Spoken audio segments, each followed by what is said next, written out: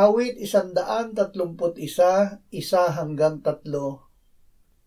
Panginoon, hindi hambog ang aking puso, ni mayabang man ang mata ko, ni nagpapakaabala sa mga bagay na lubhang napakadakila, o sa mga bagay na para sa akin ay lubhang kamangha-mangha.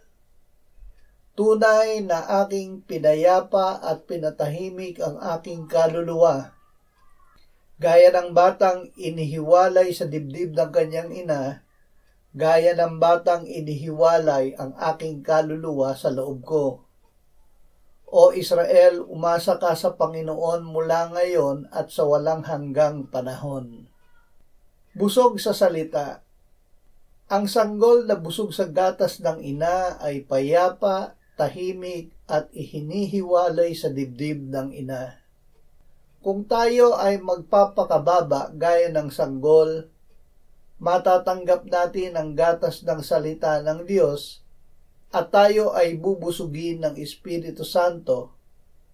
Tayo ay magiging payapa gaya ng sanggol na ihiniwalay sa dibdib ng ina, hindi lamang dahil tayo ay busog, kundi dahil alam natin na tayo ay yakap-yakap ng Diyos na umiibig sa atin.